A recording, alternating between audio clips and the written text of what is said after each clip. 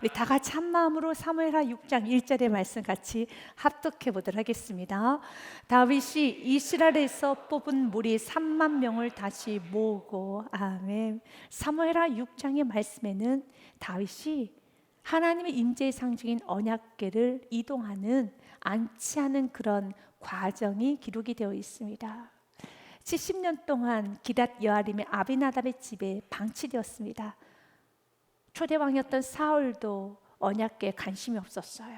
그런데 다윗은 언약궤를 사랑했어요. 관심을 가졌습니다. 그래서 70년 동안 방치되어 있던 그 언약궤를 예루살렘 성으로 안치하는 것입니다. 그리고 그 과정에 있어서 다윗은 혼자 독단적으로 결정하지 않아요. 방백들과 천부장과 백부장과 함께 의논했다고 성경 기록되어 있어요. 또한 백성들에게도 도움을 청합니다. 이 기쁘고 이 귀하고 좋은 일을 혼자 하지 않아요. 나눕니다. 의논을 합니다. 그리고 소통하는 리더자였다는 것입니다. 동일한 말씀 기록되어 있던 역대상 13장의 말씀에 보니 다윗이 천부장과 백부장 곧 모든 지휘관과 더불어 의논하고, 다윗의 리더십은 혼자 결정하는 리더십이 아니라 함께 결정하고 소통하는 리더십이었습니다. 그리고 백성들에게도 2절 말씀에 보니 말을 합니다. 다윗이 이스라엘 온 회중에게 이르되 만일 너희가 좋게 여기고 또 우리 하나님의 여호와께로 말미암았으면 우리가 이스라엘 온 땅에 남아있는 우리 형제와 또 초원에 딸린 성읍에 사는 제사장과 레이스람에게 전령을 보내 그들을 우리에게로 모이게 하고 라고 하면서 2절 상반절에 보니 다윗이 이스라엘 온 회중에게 이르되, 여러분 참 많은 사람들과 소통한다는 것은 쉽지 않습니다. 그럼에도 다윗은 왕임에도 불구하고 지금의 대통령과 과거 팔레스타인 지역의 왕하고는 좀 다릅니다. 왕은 절대 권력을 갖고 있습니다. 왕의 결정이 곧 법과 같습니다. 그럼에도 불구하고 다윗은 의논하였고요. 그리고 회중들에게 자신의 의견을 말할 수 있는 정말 괜찮은 왕이었습니다. 그리고 이 모든 것을 준비한 데 있어서 다윗은 헌신적으로 준비를 합니다. 본문의 말씀 3절서부터 5절의 말씀까지 보니 세수례를 준비합니다. 자신이 할 수 있는 모든 걸 다 동원합니다. 그들이 하나님의 궤를 세수레 싣고 살아있는 아비나답의 집에서 나옵니다. 그리고 그 세수레를 앞에서는 우사가, 뒤에서는 아요가 그것을 끌고 갑니다. 4절 말씀해 보니 그들이 산에 있는 아비나답의 집에서 하나님의 궤를 싣고 나올 때 아요는 그의 앞에서 가고, 다윗과 이스라엘 온 족속은 잣나무로 만든 여러 가지 악기, 수금, 비파, 소고, 양금, 재금으로 여호와 앞에서 연주하더라라고 되어 있습니다. 그리고 군사는 3만 명을 모읍니다. 1절 말씀에 기록이 되어 있죠. 다윗이 이스라엘에서 뽑은 무리 3만 명을 모았다고 됐습니다. 굉장히 큰 퍼레이드, 축제입니다. 모든 일을 정말 잘했어요. 의논했습니다. 백성들에게 여러분 이 좋은 일을 나눴습니다. 그리고 세수례를 준비했습니다. 온갖 악기를 동원해서 언약궤이기 때문에, 그 하나님의 임재 상징의 언약궤이기 때문에 노심초사하면서 정말 잘하려고 했었습니다. 그런데 이 축제 날에 하나님은 굉장히 진노하셔서 우사를 죽이십니다. 그리고 이 사건 앞에서 다윗은 분노했어요. 이 분노는 하나님께 대적하고 하나님 앞에 여러분 너무 큰 분노 화를 낸 건 아니고요. 성경에서 분노란 단어가 있지만 이것은 황망한 마음입니다. 그냥 어찌됐든지 다윗의 마음은 무너졌습니다. 3만 명의 군사를 동원했습니다. 모든 백성들이 다 볼 수 있도록 다 악기를 가지고 나와라, 하나님을 찬양하자, 할 수 있는 건 다 했어요. 소통했습니다. 여러분 또한 용사들과 백부장과 천부장과 나눴잖아요. 이 정도로 겸손한 왕, 소통 잘하는 왕이 어디 있겠습니까? 그런데 결론은 하나님께서는 처절하게 다윗을 눌러버리십니다. 그리고 6절과 7절 말씀에 보니 웃사를 죽여요. 어디서 죽이냐면 언약궤 옆에서 죽입니다. 근데 죽인 이유가 납득이 잘 안 돼요. 그들이 나곤의 타작마당에 이르렀는데 갑자기 소가 뛰어요. 소가 뭐에 놀랬는지 소가 뛰어버립니다. 그리고 울사가 손을 들어 하나님의 귀를 붙들었습니다. 그랬더니 하나님께서는 7절 말씀에 보면 여호와 하나님이 울사가 잘못함으로 말미암아 진노하사 그를 그곳에서 치시니 그가 거기 하나님의 궤 곁에서 죽으니라 라고 했습니다. 도대체 울사가 뭘 잘못했을까요? 6절 말씀 때문에 죽은 거예요. 소가 뜁니다. 그랬더니 언약궤가 떨어지려고 하자 그 궤를 붙잡았어요. 이것이 잘못이라는 겁니다. 여러분은 어떻게 생각하십니까? 그러면은 언약궤가 떨어져 부서지도록 바라만 봐고 있어야 되는 건가요? 참 합리적이지 않습니다. 이성적이지 않습니다. 쉽게 납득하지 못하는 말씀이죠. 그렇다고 해서 궤를 붙들었다고 이것이 죽을 만한 일인가? 하나님께서 죽이실 만한 일인가? 라는 생각이 듭니다. 만약 나에게 하나님께서 이렇게 다가오신다면 내가 웃사처럼 행동을 했어요. 웃사는 가장 합리적인 행동입니다. 언약궤라는 중요한 물건이 떨어지려고 했을 때 언약궤 바로 옆에 있는 웃사가 가만히 멀뚱멀뚱 쳐다만 볼 수는 없지요. 뭔가를 해야 되는 겁니다. 그래서 어이쿠 안 되겠다 그냥 붙잡은 것 뿐입니다. 근데 하나님은 붙잡았다는 이유로 죽이십니다. 이것도 모든 백성들이 다 보는 앞에서. 그래서 본문의 말씀 여러분 8절 말씀에 보면 이렇게 되어 있어요. 여호와께서 웃사를 치심으로 다윗이 분하여 그곳을 베레스 웃사라 부르니 그 이름이 오늘까지 이르느니라 라고 됐습니다. 다윗이 화가 났어요. 이해가 안 되기 때문에. 만약 하나님께서 여러분들에게 이렇게 다가오신다면 여러분 어떻게 하시겠습니까? 하나님 너무 이해가 안 됩니다. 이것이 이렇게도 내가 잘못한 일인가요? 그건 당연한 거 아닙니까? 당연한 거 아닙니까? 사랑하는 여러분, 그래서 오늘 말씀을 통해서 다시 한번 부서지고 깨지고 다시 성군으로 세워지게 됩니다. 하나님 오늘 메시지를 통해서 우리들이 듣기 원하는 건 첫 번째, 우리가 매일매일 고백하는 고백 중에 하나가 하나님 나는 참 연약합니다. 부족합니다. 불완전합니다. 무능합니다. 라고 고백을 했다라면은 하나님께서 말씀하실 때 마음의 문을 열고 들으셔야 된다는 겁니다. 내가 다 이해하지 못한다고 해서 내가 아무리 생각하여도 이것은 이해가 안 돼 라고 하는 것이 아니라 마음의 문을 활짝 열고 하나님의 메시지를 들으셔야 됩니다. 어떤 결과가 나타났을 때, 또한 어떤 사건이 진행이 되었을 때 순적하게 진행되지 않고 결과가 또 하나님께서 나에게 메시지를 말씀하시고 나에게 책망한다라면 내가 책망받을 것이 없는 것 같은데, 우리가 생각하기에는 웃사가 책망받을 일을 한 건 없는 것 같아요. 그런데 하나님께서 웃사를 책망하셨다면은 그 책망을 그대로 받아들이고 시작을 하셔야 되는 겁니다. 마찬가지로 하나님께서 나를 책망하신다면 그 모든 말씀에 마음의 문을 활짝 열고 받아들이실 때 깨닫기 시작해요. 얼마나 내가 큰 잘못을 했는지, 얼마나 내가 교만했는지, 내가 무지했는지, 내가 참으로 게을렀는지 알게 되는 것입니다. 하나님은 다윗의 마음을 이미 받으셨어요. 다윗은 하나님 앞에 하나님 정말 하나님을 잘 섬기고 싶습니다. 그리고 하나님께서 맡겨주신 귀한 나라 백성들을 잘 섬기고 싶습니다. 그래서 70년간 방치되었던 언약궤를 다시 가지고 온 겁니다. 그 모든 걸 하나님께서 받으셨어요. 받으셨기 때문에 하나님은 오늘 관여하시는 겁니다. 왜냐하면 하나님께서 우리의 마음과 우리의 열정과 사랑을 받으신 분이십니다. 그런데 그분은 진리시기 때문에 불순물이 있으면 받을 수가 없어요. 여러분들에게 질문하겠습니다. 여러분이 하나님 향한 사랑이 100% 순도 100% 깨끗하다고 자신할 수 있습니까?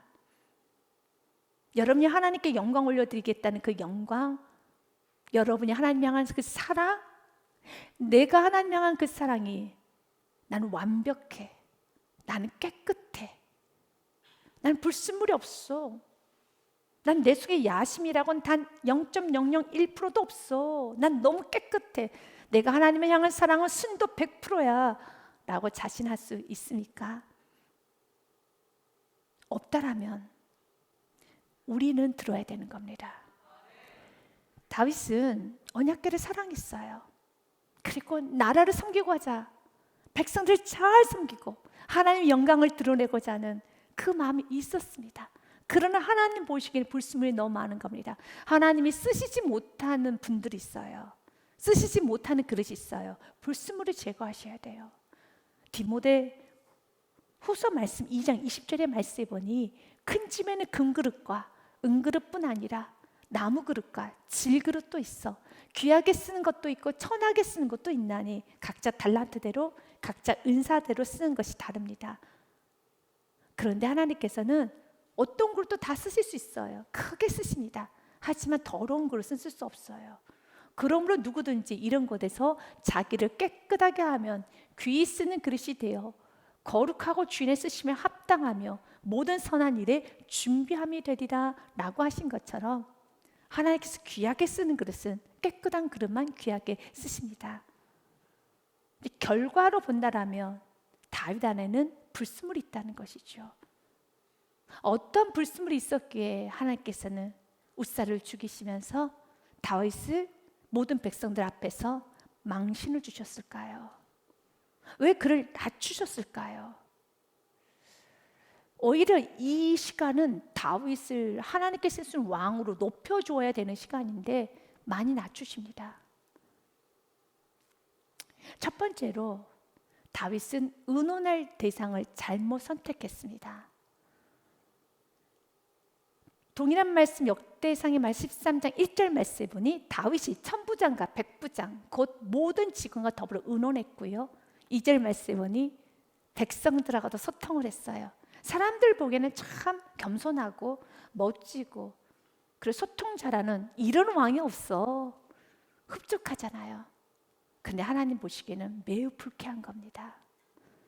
하나님은 우리가 사람들 보기에 좋은 리더십을 갖는 것이 아니라 하나님 보시기에 좋은 리더자가 되기 원합니다. 왜 그가 백부장을 찾았을까요? 왜 방백을 찾았을까요? 천부장을 찾았을까요? 그리고 백성들에게 마음도 얻었습니다. 가장 중요한 하나님의 마음은 얻지 못했어요. 2절 말씀에 보니 그렇다고 해서 제사장들을 패싱한 건 아닙니다. 2절 말씀에 온 회중에게 이르되 만일 너희가 좋게 여기고 또 우리 하나님 여호와께로 말미암았으면 우리가 이스라엘 온 땅에 남아있는 우리 형제와 또 초원에 딸린 성읍에 사는 제사장과 레위 사람에게도 전령을 보내자. 이렇게 진행하겠습니다 라고 전령, 이제 이렇게 하겠습니다라고 리포터 보고를 하자는 거예요. 제사장에 보고하는 게 아니라 제사장하고는 의논을 해야 되는 겁니다. 왜냐하면 언약궤잖아요. 그래서 지혜자는 의논할 대상하고 잘 선정해서 의논하는 자입니다. 과거 솔로몬의 아들이었던 르호보암이 젊은 동료들, 자신이 같이 자라왔던 젊은 동료들과 의논하고 늙은이하고 의논합니다. 그런데 그 젊은 동료들은 이렇게 말합니다. 당신은 업신여기지 못하도록 강력한 권력을 가지고 백성을 짓눌러버리십시오 라고 군면합니다. 그러나 노인들은 르호보암 왕이시여 선대 솔로몬 왕이 섬겼던 것처럼 그러나 좀 백성들이 가난하기 때문에 당신은 섬기는 왕이 되십시오 라고 권면합니다.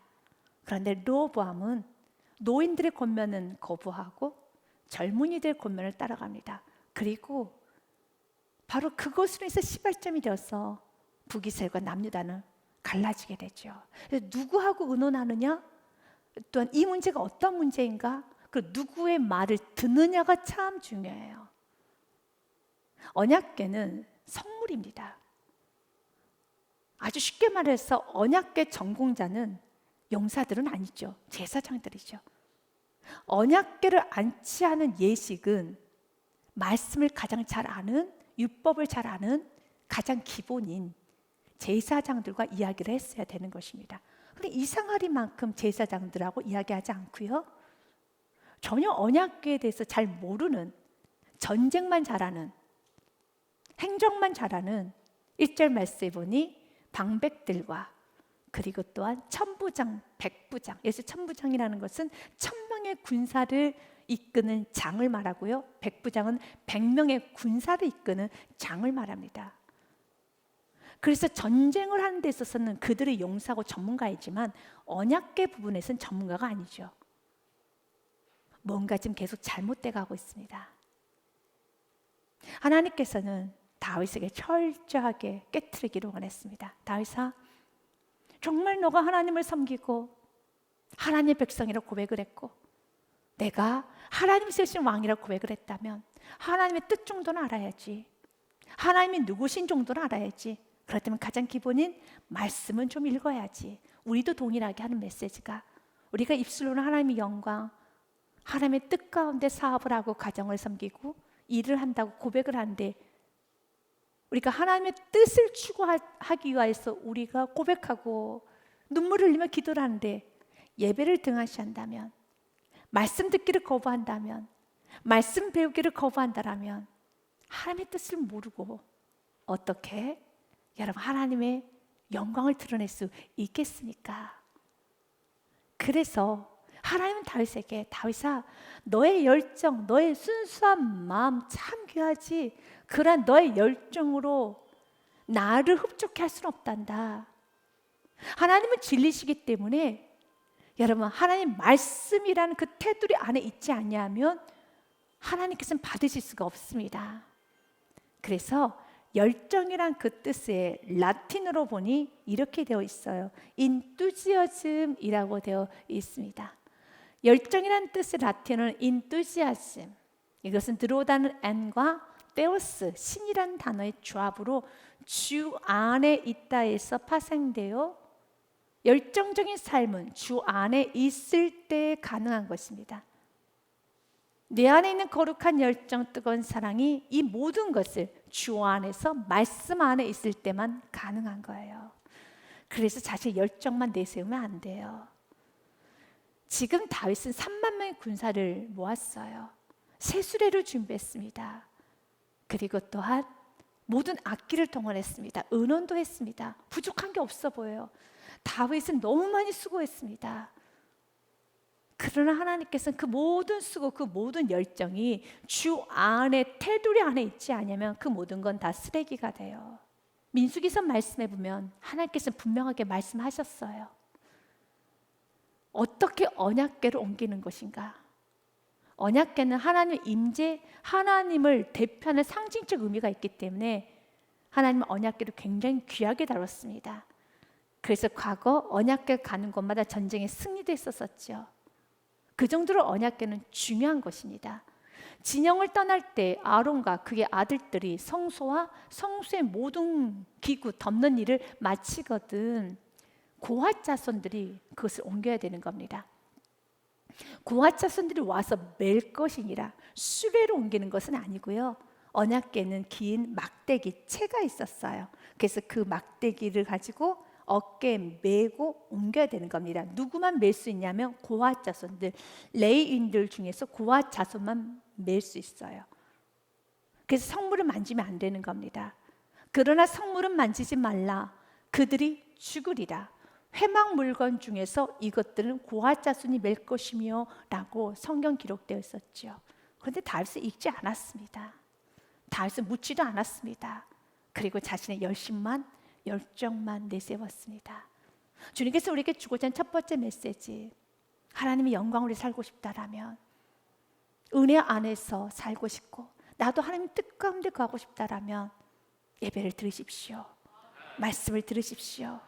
내 열심, 내 뜻, 내 순수한 마음만 주장하지 마시고 말씀을 잘 듣고 나의 열정이 말씀의 테두리 안에서 하나씩 진행이 되어야 하겠습니다. 하나님 다윗 안에 있는 불순물을 봤어요. 하나님, 우리가 어떤 순간에도 하나님을, 언약궤를 이용하기를 원하지 않습니다. 그 당시에 다윗은 통일한 그 왕으로서 세워져 가는 과정 중에 있었습니다. 블레셋과의 전쟁에 승리를 하였기 때문에 백성들에게도 인정을 받았어요. 그러나 아직까지는 잡음이 있었습니다. 왜냐하면 초대 왕이었던 사울의 후손이 아니기 때문에, 왕의 후손이 아니기 때문에 다윗을 왕으로 받아들이지 아니한 무리들이 있었어요. 그래서 왜 지금 천부장, 백부장, 방백들과 지도자들과 왜 이 사건을, 이 안치식을, 언약궤 이동해서 안치하는 그 예식을 왜 그들과 했을까요? 이유는 다윗과 함께 백부장, 천부장들은 나라를 안정시키고 싶은 거였습니다. 하나님께서 기름 부으신 종이라는 것을 만천에 드러내고 싶어 했었죠. 왜냐하면 언약궤는 하나님의 임재의 상징이고, 또한 누가 언약궤를 소유하냐에 따라서 하나님께서 세우셨음을 보여주는 하나의 표시이기도 하기 때문에, 다윗 왕이시여, 당신은 이미 군사적인 부분에 있어서는, 전쟁에 있어서는 증명이 되셨습니다. 그런데 여전히 당신을 인정하지 아니하는 그런 몇몇 무리들이 있기 때문에 이걸 기회 삼읍시다. 퍼레이드를 해서 하나님의 기름 부은 종이라는 걸 만천에 드러내서 하나님 함께 하시는 종, 하나님이 세우신 종을 확실히 보여줍시다. 3만 명의 군사까지 동원했어요. 크게 하였습니다. 하나님은 불쾌하게 느끼셨어요. 하나님은 우리가 하나님의 영광을 가로채고, 하나님께서는 언약궤를, 말씀을, 하나님을, 내게 주신 은혜를 이용하기를 원하지 않고 순수해지기를 원하고 있습니다. 찬양에 보면 다시 복음 앞에라는 찬양이 있어요. 그 찬양의 가사 중에 이런 가사가 있습니다. 많은 이들 말하고 많은 이들 노래는 하지만 정작 가지는 않는 길, 두려운 생각보다 많이 힘들고 험한 길보단 그저 말로만 가려기에 점점 멀어져만 가네요. 내게 생명 주었던 그 길 점점 이용하려 하네. 내게 사랑 주었던 그 길 점점 이용하려 하네. 다시 복음 앞에 내 영혼 서네. 주님 만난 그때. 이용한다라는 거죠. 주님, 우리가 이용하기를 원하지 않습니다. 주님의 사랑을, 은혜를, 하나님께 주신 모든 것들을 이용하지 않고 하나님께만 영광 올려드리기를 원하고 있어요. 하나님은 다윗에게, 다윗아, 너가 언약궤 하나로 춤췄던 그 시간, 성전에서 예배 한 번 드렸을 때 그 감격하면서 성전 문지기도 있으면 좋습니다라고 했던 그 시간 다 온데간데 없고, 사람을 너무 의식하는구나, 사람들의 눈치만 보는구나, 사람들에게 인정만 받으려고 하는구나, 이 언약궤까지도 이용하여서 너의 자리를 굳건하게 하려고 하는구나, 너를 드러내면서 지금 너의 힘을 과시하고 있구나. 다시 돌아가라는 거죠. 겸손의 자리로 돌아가라는 거죠. 우리가 나이가 들고 경험이 많아지고 직분이 많아지고, 그리고 또한 신앙생활 오래 하고 뭔가 좀, 여러분, 인생 경험이 많아지면 많아질수록 우리가 더 순수해져야 돼요. 그래서 하나님은 다윗을 사랑하셨기 때문에 과감하게 다윗을 낳아주십니다. 그런데 참 은혜는 다윗은 다시 회복이 돼요. 이 모든 하나님 메시지를 다 받아들이고 다시 회복이 되어서 언약궤를 다시 가지고 들어오는데요, 이제는 완전히 다시 다릅니다. 역대상의 말씀에 보니 언약궤를 다시 가져오는 과정에서 그가 규례대로라는 말을 합니다. 전에는 너희가 매지 아니하였으므로 우리 하나님 여호와께서 우리를 찢으셨으니 이는 우리가 규례대로 그에게 구하지 아니하였습니다. 이제는 그는 어떤 세상의 흐름, 또 그 당시의 문화, 어떤 이런 방식 아니야. 우리의 삶의 기준은 말씀이야. 말씀에 먼저 집중해야지. 이젠 규례대로 내가 행하겠노라. 그리고 14절에 이에 제사장들과 레위 사람들이 이스라엘 하나님 여호와의 궤를 메고 올라가려 하여 몸을 성결하게 하고, 15절 말씀까지 같이 읽습니다. 모세가 여호와의 말씀을 따라 명령한 대로 레위 자손이 채 하나님의 궤를 꿰어 어깨에 매니라. 아멘. 이제는 다윗이 무엇이 기준이 됐습니까? 여호와의 말씀에 따라. 아멘. 그래서 시편 119편의 말씀에 보면 고난을 통해서 배운 겁니다. 고난 당하기 전에는 내가 그릇 행하였더니 이제는 주의 말씀을 지키나이다. 아멘. 사랑하는 여러분, 이제 마음을 낮춰야 될 때가 됐습니다. 이제는 우리가 천국하는 그날까지 배워야 할 때가 됐습니다.